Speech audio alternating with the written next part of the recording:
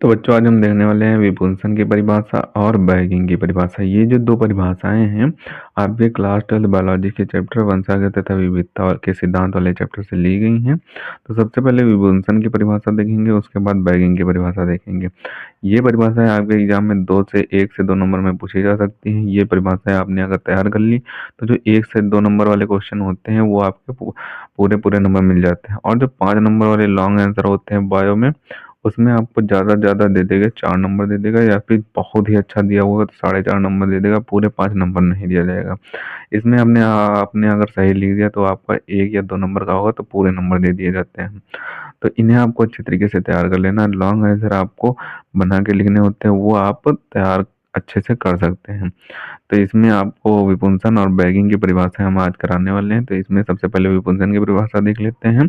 तो विपुंसन की परिभाषा में दिया हुआ है कि पुष्प की कली अवस्था में ही उस पुष्प के पुंकेसर को काटकर हटा दिया जाता है, जिसका प्रयोग मादा जनक के रूप में किया जा रहा है। यह प्रक्रिया विपुंसन कहलाती है। यानी कि जो पुष्प की कली अवस्था होती है, जब पुष्प के पौधों में कलियां आने लगती हैं तो वो उसकी कली अवस्था हो जाती है। तो उस समय क्या किया जाता है, जो पुष्प के पुंकेसर भाग होते हैं, पुष्प में हमने आपको पुष्प की संरचना पढ़ाई हुई है, उसमें पुष्प के पुंकेसर भाग पढ़ा हुआ है। तो पुष्प के जो पुंकेसर भाग होते हैं उनको काट कर, उनको एक चिमटी की सहायता से काट कर हटा दिया जाता है, जिसका प्रयोग किसमें किया जाता है, मादा जनक के रूप में, यानी कि फीमेल जनक के रूप में, एक जनक के रूप में किया जा रहा है।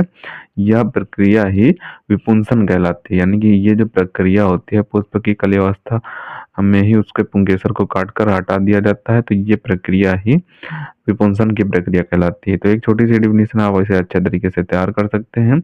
अब हम बैगिंग देख लेते हैं, यानी कि बैगिंग की परिभाषा देख लेते हैं। क्योंकि ये परिभाषा और ये परिभाषा रिलेटेबल है तो हमने एक ही साथ करा दी। तो बैगिंग की परिभाषा में दिया हुआ है कि पुंकेसरों को हटाने के बाद एक बटर पेपर की थैली से पुष्प को ढक दिया जाता है। इसे नीचे से बांध दिया जाता है ताकि अनचाहे परागकणों के द्वारा परागण न हो सके। यह प्रक्रिया बैगिंग कहलाती है।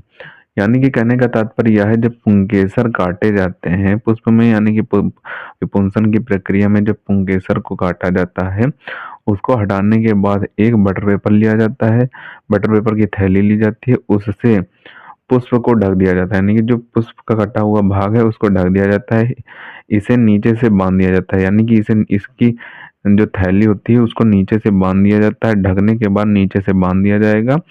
क्यों बांधा जाएगा? ताकि उसमें जो परागकण होंगे दूसरे पौधे के परागकण ना आ सके और अपना परागण ना कर सके, इसीलिए उस थैली को बांध दिया जाता है। और यही बांधने की प्रक्रिया ही जो कहलाती है वो बैगिंग की प्रक्रिया कहलाती है। तो ये आपकी बैगिंग की परिभाषा हो जाएगी।